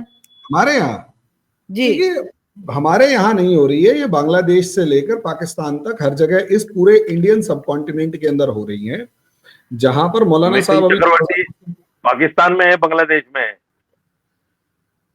क्या मिथुन चक्रवर्ती पाकिस्तान के एक्टर हैं, बांग्लादेश के? मैं बता रहा हूँ, ये सारी की सारी बातें जो हैं, मैंने कहा बांग्लादेश से पाकिस्तान तक सब जगह पर ये मामला है, क्योंकि उसके बीच में एक प्रॉब्लम ये है कि नॉर्मली अगर टर्की के मुसलमान को कहेंगे तो वो कहेगा मैं तुर्क हूं, अरब के मुसलमान से पूछेंगे तो वो मैं कहेगा अरबी हूं। हिंदी इंडिया की बात एक सेकंड सुनिए तो सही मौलाना साहब सुनिए तो सही। इंडिया के मुसलमान के साथ आइडेंटिटी क्राइसिस ये है कि इनके साथ, आपके साथ सबसे बड़ी प्रॉब्लम ये है कि मैं हिंदू नहीं हूं। नहीं, एक दूसरे को मार काटने की बात क्यों हो रही है? मैं ये कह कल्चर रही और रिलीजन, सुनिए तो सही, हिंदू नहीं हूं के बीच में, कल्चर और रिलीजन के बीच में इतना कॉन्फ्लिक्ट हो चुका है कि अल्टीमेटली कंफ्यूजन क्रिएट है। एक मुसलमान जो है वो ये बहुत सारी चीजों को इसलिए नहीं मान रहा क्योंकि वो मुसलमान ने, वो हिंदू कल्चर में आ रहा है, वो हिंदू करता हुआ देख रहा है। एक सेकंड कॉन्फ्लिक्ट असलियत में कल्चर और रिलीजन के बीच में आ गया है। मौलाना साहब का फ्रेम फ्रीज हुआ था, अभी ठीक हुआ है। लेकिन तो आइडेंटिटी क्राइसिस का है। एक मिनट भाई, मौलाना साहब मेरे हिसाब से, एक सेकंड जी जी जी मोहन जी सुनिए, एक मिसाल आपने देखो होगी आरजू जी, दंगल में जब दो पहलवान लड़ते हैं ना, जब एक पहलवान दाव भूल जाता है और लगता है तू हारेगा, तो वो अखाड़े के बाहर भागता है, अखाड़े के बाहर भागता है। ये बीजेपी के जितनी प्रवक्ता हैं, जितने इन सोच के नेता और अभिनेता और जितने भी लोग हैं, जब इनके पास कोई जवाब नहीं बचता ना, तो फिर ये पाकिस्तान, बांग्लादेश, अफ्रीका, सीरिया, अफगानिस्तान, पता नहीं कहां कहां की, ईरान कुरान के लाना शुरू कर देते हैं। ये अखाड़े से बाहर भाग जाते हैं, फिर अखाड़े में नहीं बैठते फिर ये, क्योंकि इनके पास दाव ही नहीं बचता कुछ भी। साहब एक छोटा सा सवाल है, हर चीज को लेबलिंग करके ना करें, क्योंकि अगर लेबल सवाल मुझसे आरजू जी भी करेंगे और पूरा सवाल आप भी मुझसे कर रहे हैं। भाई आरजू जी का जवाब भी तो दे दीजिए। आरजू जी आप काउंटर करें। आरजू जी आप मैंने आपसे यही सवाल किया था कि आखिर ये मार काट वाली बात चल ही क्यों रही है कि मुस्लिम जो है वो हिंदू को काट देंगे, और मथन चक्रवर्ती कह रहे हैं हम मुस्लिम्स को काट देंगे, ये इस लेवल तक बात क्यों गई है? मैडम एक कहना हमारे यहाँ मशहूर हुआ था जुमला, या यूं कहें मामला, के 15 मिनट कहानी, जहां तक मुझे लगता है आज की राजनीति की, उससे बिल्कुल, क्योंकि वो सोशल मीडिया का पहला दौर था जहां कहते हैं 15 मिनट दे दो, और क्राउड जबरदस्त लेवल पर चीख रहा है, चिल्ला रहा है कि वेरी गुड। असलियत में हम, अगर मैं यहाँ किसी पॉलिटिकल पार्टी से जुड़ा होता तो पॉसिबली मौलाना साहब ये कह सकते थे। इसीलिए मैंने उस सवाल को जानबूझकर दो पॉलिटिकल पार्टीज के बीच में फंसने की जगह मैं एक इन जनरल बात कह रहा था कि जो है मामला, उस सवाल के अगर आप उसके इंटेंट को समझेंगे तो आपको सवाल का जवाब समझ में आएगा कि देखिए यहां असलियत में प्रॉब्लम आइडेंटिटी क्राइसिस की है। आइडेंटिटी क्राइसिस ये है कि यहां पर मुस्लिम की सबसे बड़ी प्रॉब्लम ये है, हम हिंदू नहीं हैं। तो जो लड़ाई है वो असलियत में इसी चीज की है। यही सही कसर बहुत से जो मदरसाज में या मौलाना साहब कई बार बोल देते हैं कि भाई गजवाए हिंद का कंसेप्ट भी है, ये कंसेप्ट भी है, वो कंसेप्ट भी है। अब आप मौलाना साहब कहेंगे कभी मैं इधर भाग रहा हूं, कभी उधर भाग रहा हूं, जवाब वही है, आप समझने की कोशिश कीजिए। आइडेंटिटी क्राइसिस है ये, और मैं हिंदू नहीं हूं, लड़ाई इसी चीज की। अब बचपन से बता दिया मैं हिंदू नहीं हूं, अब नहीं हूं तो भाई ऑब्वियस सी बात है, फिर उसके बाद मोहन जी, अगर मैं आपसे कहूं कि आप मुसलमान हो, तो आप कह दोगे कि मैं मुसलमान हूं? दो चीजें हैं, यानी कि आप उस हिंदू कल्चर, आप खुद मान रहे हैं हिंदू, हाँ या ना में जवाब दीजिए, हिंदू थे, मान रहे हैं, हाँ या ना में जवाब दीजिए। आप मुझे ये जवाब दीजिए, आप मुझे ये सवाल का जवाब दीजिए कि आपके पुरखे हिंदू थे, ये आप मान रहे हैं, तो आपने वो अपनाया, रिलीजन के प्रिंसिपल्स अपनाए, वो कल्चर को क्यों छोड़ दिया जिस कल्चर में, जिस मिट्टी में पले बढ़े हैं? आप उन ड्रेसेस से लेकर, बातचीत करने के तरीके से लेकर, लैंग्वेज से लेकर, मैं कितना स्पष्ट और कितने ईमानदाराना तरीके से बता चुका हूं कि भाई हम कन्वर्टेड मुसलमान हैं, लेकिन हमारा कल्चर हिंदुस्तान का है, और उसी कल्चर में हम जी रहे हैं। बार बार मेरे कल्चर और मेरे मुसलमान होने को मेरा भाई टारगेट कर रहे हैं। अरे एक मिनट, जैसे देशों की जमात क्यों मिलती है, ये अरब क्योंकि कोशिश की जाती है, प्रिंसिपल की बात नहीं हो रही। ये गलत तरीका है। थोड़ा सा कॉम्पैक्ट करके बात कीजिए, देखिए टाइम लिमिट कम है हमारे पास, थोड़ा सा कॉम्पैक्ट करके। मैं मौलाना साहब आपकी तरफ एक सवाल आपसे, मौलाना साहब एक सवाल आपसे, वो हमारे यहाँ आपके आए थे जाकिर नाइक साहब, वो कहने लगे कि जी यूट्यूब की कमाई तो हराम है, और उसकी रीजन उन्होंने ये बताई कि मोनेटाइज किया होता है, अचानक से लड़की दिख जाती है। तो आपका अपना यूट्यूब चैनल है मौलाना साहब, आपने मोनेटाइज किया? अब आप भी अखाड़े से बाहर जा रही हैं। अब ये अखाड़े से बाहर हो गया। आप भी इसी अखाड़े का से बाहर जवाब जा तो रही मैं हैं। दे नहीं, दूंगा। आप जवाब दीजिए ना इसी कि का जवाब मैं दे यूट्यूब सकता की हूँ। कमाई हराम है या यहाँ नहीं? मैं नहीं, मौलाना साहब आपका को बात सुनिए, अपना करवाऊंगा। मौलाना साहब, आपका अपना यूट्यूब चैनल है, आप- आपने मैं मोनेटाइज किया मौलाना है? साहब से मैं मौलाना साहब के बताइए साथ ना, खड़ा हुआ हूँ। यूट्यूब अरे यूट्यूब भाई की सुनो, कमाई एक हराम है मिनट क्या रुको मेरे हलाल भाई, है? उदय बताइए, एक मिनट यूट्यूब की रुको मेरे कमाई भाई, हलाल। अभी मैं देखिए, मुझे आरजू सवाल का जवाब कंप्लीट। दे दूं। असल हाँ, में क्या है कि इनको अपने शो में कोई ना कोई ऐसा जुमला मुझसे चाहिए जो जुमला वायरल हो सके। सबसे बड़ी बात ये है। आप मुझे मोहतरमा एक चीज बताइए, मैंने तो नहीं कहा, मैं जिसने आपसे कहा पूछ उससे रही पूछिए ना। हूँ। नहीं, मैं नहीं, आपसे पूछ मुझसे रही क्यों हूँ ना, पूछे? आप भी तो आप एक तरह से, सुनिए, आप भी तो हाँ मुस्लिम्स को सुनिए, रिप्रेजेंट हाँ करते हैं ना, सुनिए, तो मैं अच्छा सुनिए मैं सुनिए, मौलाना साहब मैं आप इस जवाब दूं तरह का, इसका। अरे भाई सुन तो लीजिए, एक मिनट सुनिए। आप देखिए, ये प्रोग्राम उस पर नहीं था कि हलाल क्या है हराम क्या है। आप एक हाँ। प्रोग्राम हलाल और हराम पर रखिए, फिर नहीं करेंगे नहीं बात उस नहीं पर। नहीं नहीं, आप बताइए ना, यूट्यूब की कमाई हराम है क्या हलाल है? आपकी बात पे हलाल है, ज्यादा भरोसा है ना मुझे। अच्छा, बिल्कुल हलाल है। और बीच में जो कमर्शियल आ जाते हैं, लड़की लड़की दिख जाती है तो? लड़कियां तो चलते फिरते भी दिखती हैं। जब हम सड़कों पे निकलते हैं लड़कियां नहीं दिखती क्या? बताओ आप मुझे। तो बाहर निकलना देखते छोड़ते देख लेते हैं। तो उसका मतलब है हैं? आप जाकिर नाइक साहब को आप नहीं मान रहे? आप मुझे बताइए, लड़की तो मेरे सामने भी बैठी है अभी, तो आप क्या जाकिर करें? नाइक जाकिर नाइक नहीं, साहब को आप आप मुझे नहीं मान बताइए। रहे? नहीं, मुझे बताइए ना, अच्छा जाकिर नाइक को आप ऑन आप नहीं मुझे, करते? जाकिर नाइक को नहीं फिर नहीं आप नहीं, ऑन नहीं करते? गलत आपने है वो। मुझसे पूछा, आपने पाकिस्तान ने मुझसे स्टेट पूछा। गेस्ट बनाया था जाकिर नाइक को। अरे भाई, जाकिर नायक क्या है, मुझे उससे लेना देना? मैं ये कह रहा हूँ, नहीं नहीं, आपने मुझसे आप पूछा हलाल या हराम, मैंने बोल दिया हलाल है। आपने कहा जी लड़कियां दिखती है, मैंने कहा लड़कियां यहाँ भी दिखती हैं। नहीं, अब अब जाकिर नायक क्या है, पाकिस्तान ने उसको क्या बनाया, हिंदुस्तान उसको क्या समझ, मुझे उससे क्या लेना देना भाई? नहीं, आपके आप जानते तो मेरी है ना, कोई खाला का लेना बेटा तो देना है नहीं, ना हो। अब मेरी वो खाला तो का बेटा तो है नहीं जाकिर नायक। मैंने तो नहीं कहा आपके फिर खाला का बेटे हैं, लेकिन उनके बस जो फिर, पॉइंट ऑफ व्यू है या उनकी जो सोच है, क्या आप उसको मानते हैं, उनकी सोच और को, क्या वो कल, सही है? और कल एक लड़की के साथ शो भी करने वाला हूं मैं, 3 बजे। और आज भी 2 बजे, 2:15 की लड़की के साथ शो किया है। नहीं नहीं, मगर मैं तो जाकिर नाइक का पूछ रही हूँ कि जाकिर नाइक आप ही क्या से निकले ना, आप ही क्या से बात करते हैं, वो इंडियन ही है, मेरे आप यहाँ से माने कहा, या ना माने। अगर अगर मेरे यहाँ से निकलते मेरे ताया का बेटा होता, मेरे चचा का बेटा होता, नहीं, हर मेरी हर एक खाला का आपका बेटा ताया का होता, बेटा तो मामू का, नहीं है। पूरा नहीं मैं पूरा वही तो कह रहा हिंदुस्तान हूं, आपका मेरे यहाँ ताया से का कहां से बेटा हो निकले फिर? जाएगा। तो मेरे यहाँ से सारा हिंदुस्तान मेरा थोड़ी है।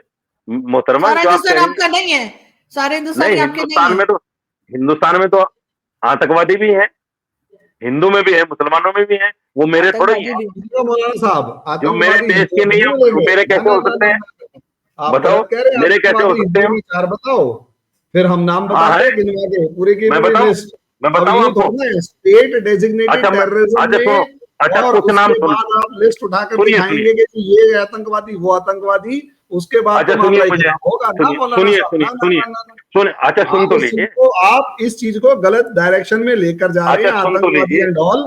आपका अच्छा मामला सुनिए। अगर जाकिर नाइक पे था उस तक सीमित रखिए। अरे भाई, हिंदू को दिक्कत यही आतंकवादी तो है, आप डिक्लेयर लोग सुनना करने नहीं की आप चाहते। अगर कोशिश करेंगे तो मामला अच्छा कहीं सुनिए, और ही जाएगा ना। जो नाम मैं लूंगा, जो नाम मैं लूंगा आप बताइए वो आतंकवादी है कि नहीं, जो नाम मैं लूंगा।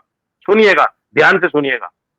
2002 में 2002 में दीपक भास्कर जैसलमेर में, वो सॉरी दैनिक भास्कर की रिपोर्ट है, जैसलमेर में नंदलाल महाराज पकड़ा गया जो आरडीएक्स सप्लाई करने वाला था।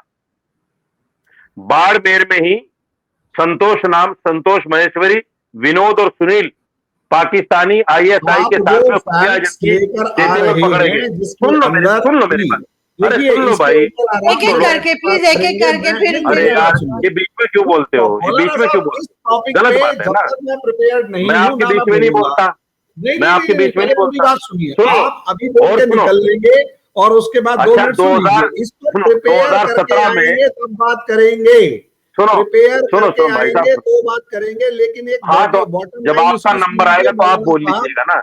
मौलाना साहब सुनिए तो सही अरे कि ये असलियत करते में हैं, इस बॉटम लाइन डिबेट में यहाँ ये पर करते हैं ये नहीं, लोग, ये देखिए डिबेट जब यहाँ इनमें देखिए, ये बात नहीं आती है करते बोलने हैं नहीं एक देते एक इस आगे। करके डायरेक्शन ना, में अगर हिंदू को आतंकवादी बोलेंगे तो उस चीज को कैसे सुनिए ना, कि अच्छा सुनिए ना, सुन तो लीजिए, हम भी तो सुनते हैं जब हमें आतंकवादी कहते हो आप, हम भी तो सुनते हैं, मैं आपको बता रहा हमें तो आतंकवादी, जिहादी, पता नहीं क्या क्या कहते हो, हम फिर भी सुनते हैं। एक बात बताइए, अच्छा जितनों सुनो के सुनो, आप ना, अच्छा एक पहले ऐसा आप हम सारे नाम क्लोजिंग गिनवाना। अरे क्लोजिंग ऐसे डिबेट नहीं कर प्लीज पाऊंगा यार, प्लीज प्लीज मैं ऐसे डिबेट नहीं कर प्लीज पाऊंगा, नहीं माफ कीजिए, मैं नहीं कर पाऊंगा, नहीं एक मैं एक कोई सवाल करके का ना, जवाब हरिमोहन जी प्लीज। मैं बिल्कुल नहीं करूंगा, मैं बिल्कुल नहीं जय श्री राम करूंगा, का नारा लेके मैं बिल्कुल कहीं नहीं जगह में करूंगा, बम फोड़े होंगे, जय श्री राम का मैं नारा बिल्कुल लेके बम आपकी फोड़े बात का होंगे जवाब वो। भी नहीं दूंगा, फिर बिल्कुल वही आपकी वाली बात का बात है, जवाब भी नहीं दूंगा। अपनी बात बोलना चाहते हैं, आप मेरे पहले सवाल चुप के होके सुनिए, जवाब आप बोल दीजिए, काम खत्म है। आप हरिमोहन पहले जी चुप एक एक होके करके सुनना, प्लीज। सुनिए सुनिए सुनिए, पहले सुनिए, मौलाना साहब सिर्फ 2017 में एक सेकंड, 2017 में 11 लोग पकड़े गए, मौलाना साहब, जिसमें क्या विश्व हिंदू परिषद आपने और अपने आप को बीजेपी जय का श्री एक राम आदमी, ध्रुव लगा के सक्सेना, उड़ाऊं? ध्रुव क्या सक्सेना आपने बीजेपी का जय आदमी, श्री राम का नारा जो लगा के बम आईएसआई को खुफिया एजेंसी देता था, सुनो मेरी इन्होंने, बात सुनो, मैं फैक्ट बता रहा देखिए हूं आपको, गद्दार सुनिए, में, ये देखिए सुनेगा ये आदमी सुनेगा मौलाना ही नहीं, साहब मुझे गद्दार पता है, में, मुझे पता है ये गद्दार आदमी नहीं सुनेगा। में और आतंकी में फर्क है। जिनके आप नाम ले रहे हैं वो आरजू जी गद्दार, गलत है, आरजू जी गलत है, आतंकी देखो ये वो है बात जो गलत है, आतंक नहीं फैला नहीं, एक रहा एक करके हरिमोहन जी ऐसे है। बीच में ये बात बात गलत करेंगे तो नहीं सुनाई देगा ना कुछ है, बात भी। गलत है। को कंफ्यूज करके यहाँ से अभी मामले को इधर उधर कर रहे हैं। पहले बात, मेरी बात सुनिए, असलियत में 2024 में राम सिंह पकड़ा गया मेरठ से, राम सिंह वो गद्दार हैं, और जो जय श्री आईएसआई राम को खुफिया जानकारी देता था, जय श्री राम का नाम लेके अगर किसी ने ऐसा कुछ किया होगा तो वो आतंकी माना जाएगा। उनके मैं नाम बता रहा बताइए, हूँ, किसी ने अच्छा उसका भी बता रहा हूँ, सुनिए सुनिए किसी सुनिए, ने आरटीएक्स सप्लाई किया तो वो अरे गद्दार है, सुन तो लो वो यार, देशद्रोही है, एक वो एक आतंक अच्छा नहीं है। सुनो, जी, देखिए, आप लोग एक अच्छा साथ सुनो बात तो सही, करेंगे ना, किसी की सुनाई नहीं देगी। सुनो जी ना, मौलाना साहब। जो आदमी आईएसआई को खुफिया एजेंसी दे रहा है देश की, उसको आतंकवादी नहीं मानते आप? देशद्रोही है वो, मैं मानता हूँ, आतंकवादी नहीं है, देशद्रोही है मैं मानता हूँ, आतंकवादी नहीं है, देशद्रोही है मैं मानता हूँ। आतंकवादी नहीं है क्या? अरे मौलाना साहब कह तो रहा हूँ, देशद्रोही है अरे मैं कमाल मानता की हूँ। बात है। उसे अच्छा दूसरा गद्दार है। सुनिए सुनिए गद्दार है, सुनिए, वो तो गद्दार है। आतंकवादी से भी बढ़ के है, आतंकवादी से भी बढ़ के है, हाँ, आतंकवादी से बढ़ के है, लेकिन उससे आतंकवादी भी और बढ़कर गद्दार है। की अब परिभाषा में सुनिए फर्क है मौलाना सुनिए, साहब। जो मेरी तरफ से जो आप गोली मार दो, मेरे को जो कोई दिक्कत नहीं है। अरे सुन तो लो भाई, सुनने की आदत डालो यार, सुनने की आदत डालो मेरे भाई, ऐसा मत करो, लिंचिंग ना करो। 700 मुसलमानों की मॉब लिंचिंग हो गई जय श्री राम का नारा लगाकर। आपने नारा क्या दिया? हिंदुस्तान में रहना है तो जय श्री राम कहना है, उन्हें मुसलमान के दंगाई दोस्तान कहा कब्रिस्तान या जाएगा, आतंकी पाकिस्तान, नहीं। हरामजादे रामजादे, ये नारे आप ही को तो हैं। मौलाना साहब वो दंगाई भड़काऊ बयान देने वाले नेता कहलाएंगे, आतंकी नहीं। अभी बात आतंकियों की हो रही है। आज जो जय श्री राम का भारत नारा लगा के पीट पीट के मार रहे हैं वो दंगाई हैं, अत्याचारी हैं, सब कुछ हैं, उनको उठा के जेल में डाला जाए। लेकिन अगर आप कहेंगे कि वो आतंकी हैं तो आतंक की परिभाषा पहले समझाइए कि असलियत में आपके हिसाब से आतंकी की परिभाषा क्या है। अगर किसी ने जय श्री राम का नारा लगा के अपने आप को उड़ा दिया हो तो मैं मान जाऊंगा। जी जी, ये मेरे ख्याल है मौलाना साहब का फ्रेम फिर खराब हुआ नेटवर्क था। की प्रॉब्लम है। लेकिन बहरहाल हम यहाँ से क्लोजिंग की तरफ बात चलते हैं। हो रही मौलाना थी, साहब आप जी बताइए बताइए। कितने अच्छे वातावरण में बात हो रही थी, एक दूसरे से समझना समझाना हो रहा था, लेकिन आखिर में आके वही मेरी मॉब लिंचिंग शुरू कर दी गई, क्योंकि मौलाना साहब अखाड़े देखो, से बाहर भागने वाले ऐसे ही करते हैं, आपने तरीके से अखाड़े से जवाब बाहर दिया। भागने वाले ये लोग ऐसे ही करते हैं। जब जवाब नहीं होता ना, जब इन पर पड़ती है आके, नहीं नहीं नहीं नहीं, जब देखा आप फिर सामने ना वाला शुद्धि भारी में पड़ रहा जाते है, हैं। उनको नहीं, अगर हरिमोहन जी को भी बात करें, आपने तो मेरे सवाल का जवाब भी नहीं दिया। मैंने टोटल एक ही सवाल किया, पूरे शो बताइए, में चुप चुप करके बैठी इन्होंने रही हूँ। बोलने नहीं दिया मुझे, मैं बताइए मैं जो आपसे क्या बात कर रही थी जाकिर नाइक की, कि क्या जाकिर नाइक इंडियन है और उनको पाकिस्तान ने बुलाया एज अ स्टेट गेस्ट, वो यहाँ पर आए, उन्होंने आके यूट्यूब को जो है वो कह दिया कि जी वो तो गलत है और यूट्यूब की कमाई हराम है। तो ये किस किस्म की सोच लेकर आपके ख्याल से ही चले? क्योंकि ये कहते नहीं मोनेटाइज नहीं होना चाहिए, आपका तो अपना चैनल है मौलाना साहब, आपको नहीं लगता ये हराम है? देखिए देखिए, मैंने आपको जवाब दिया कि हलाल है, नंबर एक। दूसरे ये कि मैं जाकिर नायक का फॉलोअर नहीं हूं, और हिंदुस्तान में सारे मुसलमान उसके फॉलोअर नहीं है, कुछ होंगे लेकिन सारे नहीं है। वो तो दावा तो जाकिर करते हैं नायक कुछ उन्होंने भी कह सकते लाखों हैं। मुसलमान किए लोग, उन्होंने तो ये भी दावा किया कि उन्होंने पता 10 लाख के कितने लोग मुसलमान कर दिए। अच्छा 10 लाख मुसलमान कर दिए तो यहाँ तो 40 करोड़ है मुसलमान, तो फिर भी कहा, वो तो कहीं से कहीं तक भी नहीं पहुंचे अभी, यहाँ तो 40 करोड़ मुसलमान है। मगर आपको सोचिए आप लगता है बात। ये ठीक है, दूसरों को कन्वर्ट करना ठीक है इस तरह से? देखिए ऐसा है, जहां तक कन्वर्ट होने की बात है, कन्वर्ट होना ठीक है, हिंदुस्तानी संविधान में है कन्वर्ट होना। अगर कोई आदमी अपनी इच्छा से होता है वो ठीक है, वो कानून सम्मत है, संविधान सम्मत है। अगर किसी आदमी को जबरदस्ती किया जाता है, न तो वो कानून में सही है, न इस्लाम में सही है। इस्लाम ये कहता है ला इकराह फिद्दीन, दीन में कोई जबरदस्ती नहीं है। आप गुद्दी पकड़ के किसी को नमाज नहीं पढ़वा सकते, गलत है अगर जबरदस्ती कोई करता है। लास्ट मौलाना कमेंट हरिमोहन साहब, जी, अगर लास्ट कोई कमेंट। हिंदू मुसलमान बन रहा है, ठीक है, तो हम्म, चलो ठीक है, आप उसे ठीक कह रहे हैं, लेकिन अगर एक मुसलमान हिंदू धर्म अपना रहा है तो उसमें क्या वो वाजिबुल कोई कत्ल भी, कहलाएगा या मतलब नहीं? मेरे भाई देखिए क्योंकि बहुत से मौलानाओं को यही तो, सुना है मैंने। सुनो सुनो मेरी बात, यही तो गलत उदाहरण पेश किया जा रहा है इस्लाम और मुसलमान के खिलाफ। ये जो वाजिबुल कत्ल का फतवा है, ये उस वक्त का है जब जिहाद होते थे इस्लाम और कुफ्र के नाम पे, उस वक्त की है ये आयतें। आज ये एप्लीकेबल नहीं है। हिंदुस्तान शरीयत से नहीं चलता। आप ही लोग तो कहते हो कि शरीयत से नहीं चलता, फिर शरीयत की बातें करने लगते हो कि साहब ये तो वाजिबुल कत्ल है, ये तो फला है। मौलाना अरे साहब जब ये यही देश तो, शरीयत से नहीं चलता तो शरीयत की बातें करते क्यों हो भाई? आप ये शरीयत की कह बातें रहे, मत करो फिर। क्या आप संविधान ये से कह चलता रहे है, सुनो, संविधान से चलता है देश। यहाँ मुसलमान को भी हिंदू बनने की आजादी है और हिंदू को भी मुसलमान बनने की आजादी है। किसी आदमी को उसका सर काटने की, उसको कत्ल की धमकी देने तक की इजाजत नहीं है, बिल्कुल नहीं है। मैं तो खुद कहता हूं, कुरान ये कहता है ला इकराह फिद्दीन, ये तीसरे पारे की आयत है कि दीन में कोई जबरदस्ती नहीं है। ना तो जबरदस्ती किसी को मुसलमान बना सकते, ना जबरदस्ती किसी को मुसलमान बना के रख सकते। अगर कोई जाना चाहता है जाए, इस्लाम तो यही तो कहता है। और मौलाना साहब, आपने एक होना लाइन तो में यही बोली है, चाहिए। उसको थोड़ा सा कंफर्म कर दीजिएगा कि क्या? आपने कहा बहुत सारी आयतें अभी रेलेवेंट नहीं है। थोड़ा सा एक्सप्लेन कर दीजिए इसे। क्या टाइम के अकॉर्डिंग कुछ चेंज हुआ है?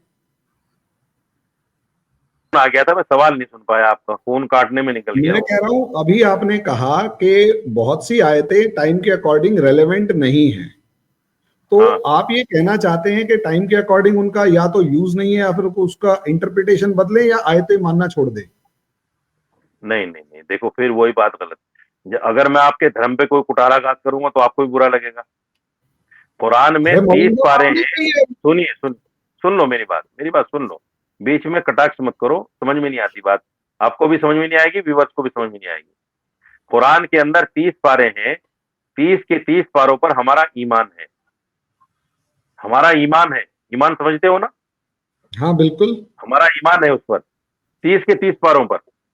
हम किसी भी आयत को ये तो कह सकते हैं कि आज के वक्त में एप्लीकेबल नहीं है, लेकिन ये नहीं कह सकते कुरान से इसको निकाल दिया जाए।